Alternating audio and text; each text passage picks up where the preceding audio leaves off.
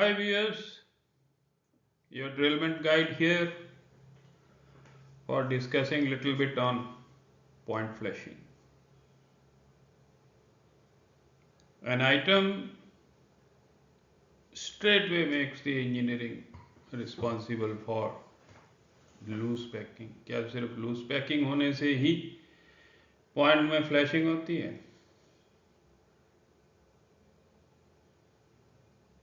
कोई भी एसएनटी का जाएगा या डाटा लॉगर का डाटा लेंगे तो उसमें NWKR या RWKR रिपीट होगा, स्ट्रेट वे खाते में लिख देंगे loose packing. It's very easy to say. How many times it's verified physically? क्या डाटा लॉगर वाइब्रेशन से, मेक ब्रेक से या रिले कैटरिंग बोल की कोई चीज़ होती है उससे नहीं होगा? Have we checked ever?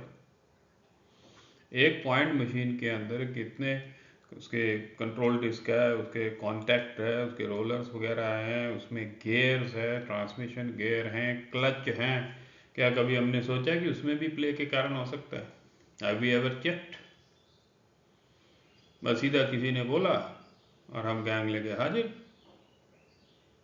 आइए कुछ चीज़ें आपको जो मैंने अभी रिसेंटली सीखी हैं आपसे शेयर करता हूँ. ये आपके सामने है point machine, DC series motor वाली, एंड एवरीथिंग इज क्लियर. ये पॉइंट थ्रू है, this is housing, then reduction gear box है, क्रैंक हैंडल, कटआउट स्विच है, ये क्रैंक हैंडल है, then we have the electric motor, then we have this contact assembly and point detector slides and point lock slides. ये एक अपने आप में विचित्र कंस्ट्रक्शन है. So these are the parts. This is control disc, this is lift out disc, slip rim, gear rim, drive disc, lock segment and pinion. तो ये जो सबसे बाहर कंट्रोल डिस्क होती है ना, जैसे ये रोलर इसमें टॉप रोलर लग गया, लॉक हो गया, तो it prevents any sort of up movement.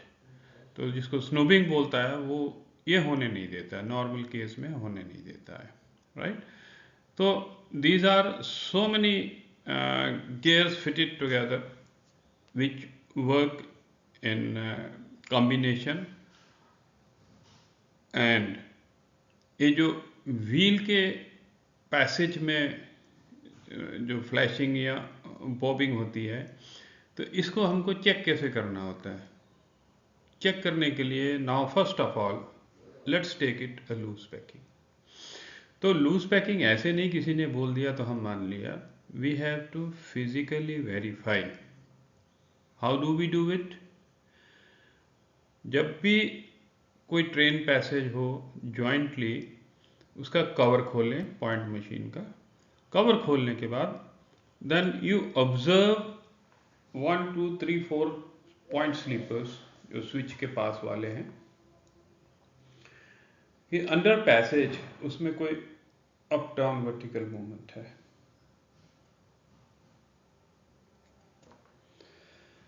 और खाली नॉर्मल में ही वो फ्लैशिंग होती है या रिवर्स में भी होती है? This is also to be checked. कभी कभी क्या होता है, सिर्फ नॉर्मल में अगर मूवमेंट होता है तो फ्लैशिंग होती है, रिवर्स में जब मूवमेंट होता है टर्न आउट साइड में तो फ्लैशिंग नहीं होती. तो ये सारी चीज़ें हमको देखनी पड़ती हैं, ठीक है ना. नेक्स्ट बताते हैं आपको. और एक इसमें चीज़ होती है, स्नोबिंग बोलते हैं. जैसे कोई भी एक चीज़ मैक्सिमम एक साइड चलेगी, फिर वो बैक रिवर्स नहीं आए.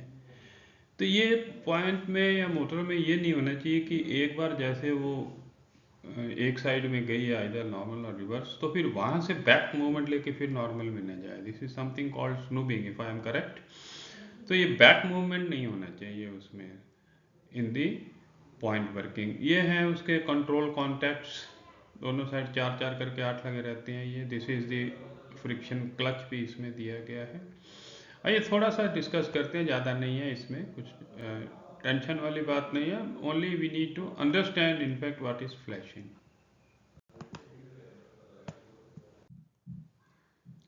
अब क्या है कि हमारी अगर फ्लैशिंग की प्रॉब्लम को हमको रिजॉल्व करना है तो डिपार्टमेंटलिज्म से ऊपर उठ के करना पड़ेगा।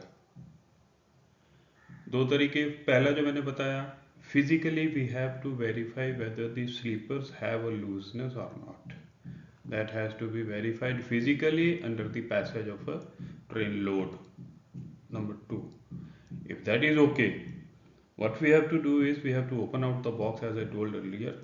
उसका बॉक्स ओपन करने के बाद वी हैव टू सी कि जो आपके रोलर में कहीं मूवमेंट तो नहीं है अप डाउन, कॉन्टैक्ट रोलर्स में जो फिंगर कॉन्टैक्ट्स होते हैं उसमें अप डाउन तो नहीं है। अगर वो है तो that pressure should be adjusted.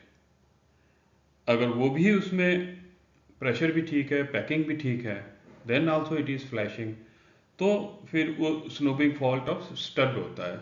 तो उसमें क्या कर सकते हैं, या तो हम फ्रिक्शन क्लच को चेंज करना पड़ेगा या अपने को मोटर को ही चेंज करना पड़ेगा। फिर अगर ये पैकिंग सही, आपके कॉन्टैक्ट रोलर सही, फ्रिक्शन क्लच भी सही है, उसके बाद भी अगर फ्लैशिंग है, then what we have to do is we have to see कि वो जो NWKR RWKR वो अप डाउन होती है, उसको चेक करना पड़ेगा कि वो कहीं रिले चैटरिंग तो नहीं हो रही है। और दोनों दोनों केसेस में, रिवर्स में भी उसको चेक करना है और नॉर्मल सेटिंग में भी उसको चेक करना है। तो ऐसा ना हो कि रिले, क्योंकि अपने को फिजिकली वेरीफाई करना है, और अगर रिले भी ठीक है, रिले की चैटरिंग भी ठीक है, सब कुछ ठीक है, तो फिर अपने को थर्ड लास्ट ऑप्शन बचती है कि जो डाटा लॉगर की इनपुट है उसको चेंज करें। क्योंकि कभी कभी डाटा लॉगर अपने एरर के कारण भी ये सारी चीज़ें दे देता है। तो मैंने सम अप कर देता हूँ, क्या बताया कि जैसे भी फ्लैशिंग हो that should be physically verified, क्योंकि डाटा लॉगर के ऊपर ही अकेले भरोसा करना is not in the right direction. It gives its own error always. So what we have to do, under the passage of train load, we have to see whether the sleepers are moving up down. This is loose packing. This can be indicated in the OMS also. OMS भी आपके vertical peak देता है एक। अगर ये सही है then what we have to do is we have to open out the machine box, cover खोलें। कवर खोलने के बाद द सेकंड थिंग इज कि रोलर में कहीं मूवमेंट तो नहीं है, जो अपने डिटेक्शन कॉन्टैक्ट्स हैं, फिंगर कॉन्टैक्ट्स हैं, उसमें कहीं लूजनेस नहीं है, प्रेशर अगर बराबर है कि नहीं है हर एक पे, तो that has to be seen and adjusted if required. अगर वो भी ठीक है, पैकिंग भी ठीक है, देन हमको जाना पड़ेगा ये जो स्नूपिंग फॉल्ट के लिए स्टड पे, या तो क्लच को चेंज करना पड़ेगा या मोटर को चेंज करना पड़ेगा। अगर ये भी ठीक हैं तो उसके बाद हमको जो है रिले को देखना पड़ेगा कि रिले वगैरह में कहीं चैटरिंग तो नहीं हो रही, रिले में कहीं लूजनेस तो नहीं है। कभी कभी ऐसा भी होता है कि बिल्डिंग की वाइब्रेशन से भी उसकी पिन लूज हो जाए, कोई एक पर्टिकुलर लोडेड गाड़ी जाती है तो उसमें भी वो लूज हो जाती है और वो एरर देना शुरू कर देती है। अगर वो भी नहीं है, वो भी सब सही है, then the last thing is कि डिजिटल इनपुट जो है उसकी चेंज करनी पड़ेगी। और ऐसे ही नहीं किसी पे जंप करके किसी इनोसेंट को फंसा दिया जाए।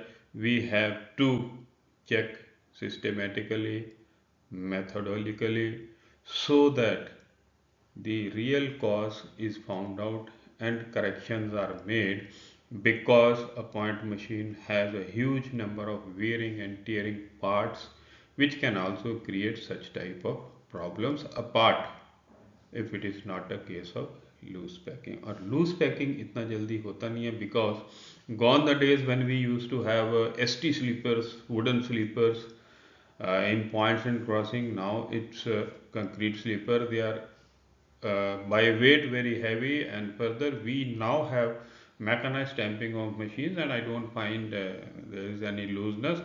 But the only thing is, because the PV engineers normally lack this knowledge about the point machine, the inside gear, the working of the relays, the base pin of the relays and all, then the input of the digital data logger and all that.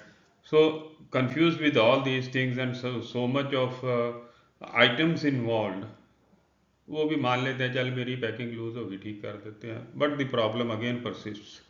So this is what I wanted to discuss in this video, and this is what I gained through my friend circles and all. तो मैंने कहा ये जानकारी आपसे भी share कर दूं. धन्यवाद, thank you. Meet you again in next video. अगर अच्छी लगे वीडियो, एक लाइक एक सब्सक्राइब तो बनता है. और फिर आपका तहे दिल से धन्यवाद. Stay blessed. Thank you.